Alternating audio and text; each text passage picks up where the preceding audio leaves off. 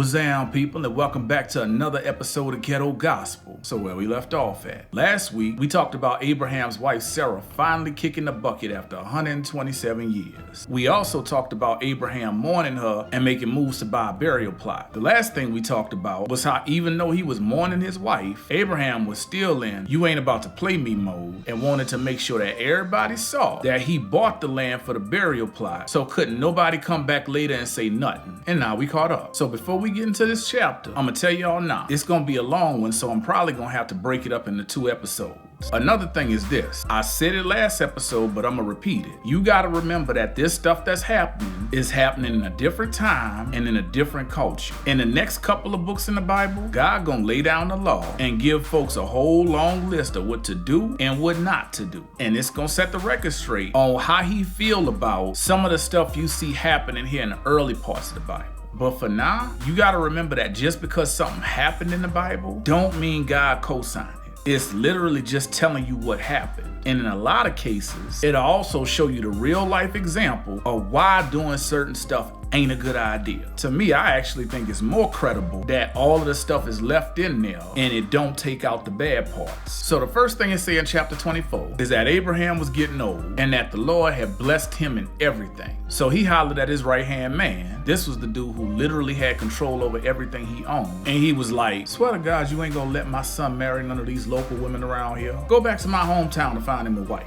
Now, I ain't gonna skip over this part even though it's kind of tight. You ever heard somebody say all they got is they balls and they word? When you look at verse 2, it say that Abraham told that man to put his hand up under his thigh when he made the promise. But when you look at what it say in the original language, it almost sounds like for them, they balls and they word was the same thing. So his right-hand man was like, "What if I find a little chick and she ain't trying to leave her hometown? You want me to move Isaac back there?" And Abraham was like, "Absolutely not. God got me up out of there. He done made all of these promises about what he gonna do for me and how he gonna give this land to my offspring. He gonna send an angel to make sure everything's straight. Regardless, if the little Chisholm ain't trying to make moves, then you free from this promise. But don't you dare let my son go back to my hometown." So then it say his servant put his hand up under his thigh and made the promise. Now it's 2 things about that. If you paying attention, you know this homeboy ain't make the promise until he knew what Abraham was about to ask him to do. The second thing is this. If you think it's weird to grab somebody's thigh or anywhere near it to make a promise, I imagine folks back then would probably think it was weird to nut check somebody like a lot of y'all used to do back in high school, or to smack somebody on the butt when they didn't caught the pick and ran it back 34 yards for a touchdown. They'll fake it to start. Oh, disastrous play to begin the half, and Malcolm Jenkins is going to cruise home for a pick 6. What? That was just an example. So the next thing Abraham's servant did was put together 10 camels and a bunch of Abraham's stuff and headed out to Abraham's hometown. Now, when they say he took a bunch of Abraham's stuff with him, the word you see in a lot of Bible translations is goods or good things. But it seemed like that's the same word as the word for beauty or prosperity or stuff that show you got good taste. Basically, homeboy was planning on stunting in Abraham's name once he touched down in his hometown. And we're gonna see a little bit better in a few verses just how hard he was about to stunt. So the next verse say, at evening time when the women went out to draw water, remember we went through the whole well thing a few episodes ago, Abraham's servant made the camels kneel down beside a well outside the town. For y'all who think it's kind of shady how I keep saying Abraham's servant, that's literally what it say in the book. They mentioned his name back when God first promised Abraham a son, but in this chapter he just an unnamed servant. Then homeboy prayed, "Lord God of Abraham, you see me standing at this well. Please make it happen for me today and show kindness to Abraham. How about this? I'm gonna ask one of these girls for a drink. If she give me a sip and offer to get a drink for my camels too, let her be the one." And it literally say that before he finished talking, a bad little chick named Rebecca showed up at the well carrying a jar on her shoulder. And she was one of them good clean girls.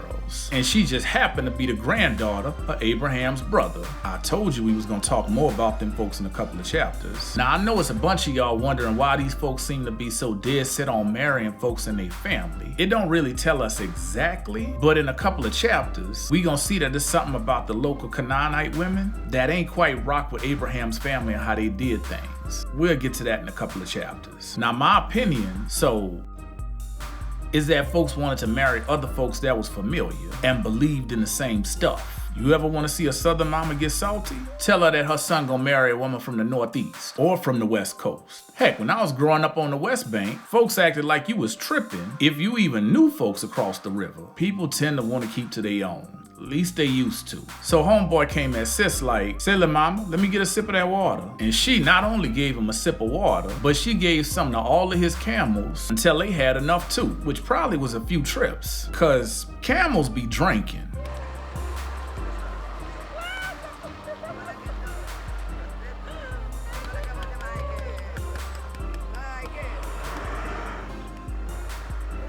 So homeboy just kept quiet and watched while she was doing her thing to make sure that God was the one who was making this happen. Once she was done, he gave her a gold ring about half a shekel heavy and 2 gold bracelets about 10 shekels heavy. That ring would have been about $380, and them bracelets would have been about $8K in today's money. And I'm not even sure if that's the weight of each bracelet or both of them, so it might have been more. So then he was like, "Who your people is?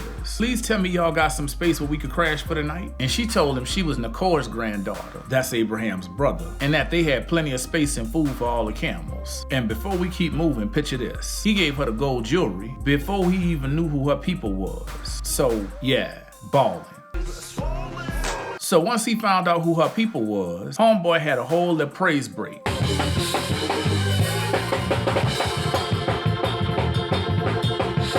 I ain't gonna repeat all the stuff he said in his praise break, cause it's a lot. And based on the next verse, homegirl Rebecca must have thought that man was tripping and figured it was time to catch a cut before something crazier than his praise break happened. So she ran home and told her mama what happened. And that's where we gonna stop it for this episode. So that's it for this week. If you don't know Jesus, but you trying to get to know him, check out the first link in the description down there. I'll see y'all next week, and as always, peace, and I hope y'all people straight.